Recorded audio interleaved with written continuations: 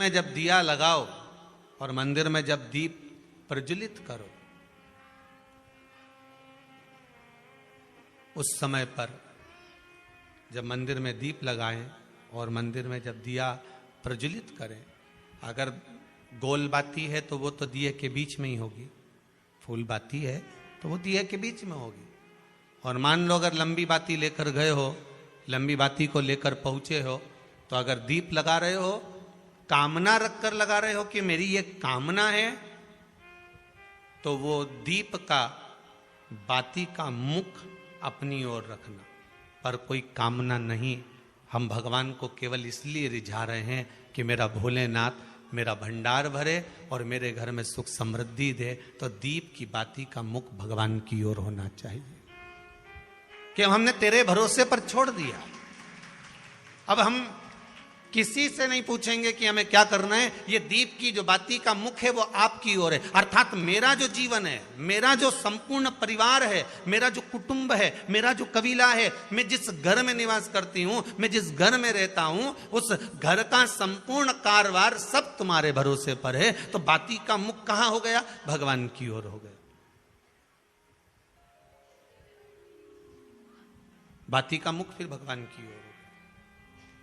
पर ज्यादातर लोग दिया जो लगाते हैं ना, वो अपनी ओर बाती करके ही लगाते हैं। मतलब इनकी कामना चलती ही रहती है 24 घंटे।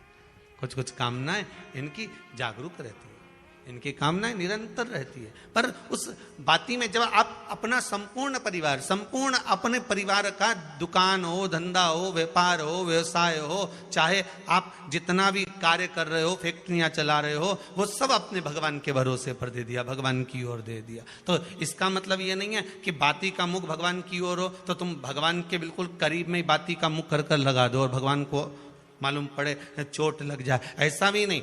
जब भी दिया लगता है, आप बहुत ध्यान देना महाराज, अगर भगवान जिस स्थान पर बैठे हुए हैं, अगर दिया हमको रखना है, भगवान जहां विराजमान है, दीप जब भी रखा जाता है भगवान के सामने, तो अपन जहां विराजमान है उससे भगवान और अपने बीच में कम से कम 2 बीता की दूरी तो होना ही चाहिए, जिससे भगवान को भी चोट ना लगे, भगवान को भी घात ना लगे। तुलसी महारानी को जो दिया लगाया जाता है वो तुलसा महारानी से दूर लगाना चाहिए। तुलसी के क्यारे में दीप लगाने का प्रमाण नहीं है कि तुम तुलसी के क्यारे के अंदर दिया लगाओ। पहले तो ऐसा नियम था कि तुलसी का जो क्यारा बनता था उसमें एक नीचे अलग से दिया रखने की जगह बनती थी, तो उसमें दिया रख दिया जाता था। आज के जमाने में इतनी जगह ही नहीं कि वह में रखो, तो लोग वो कुंडा में धर के आ जाए।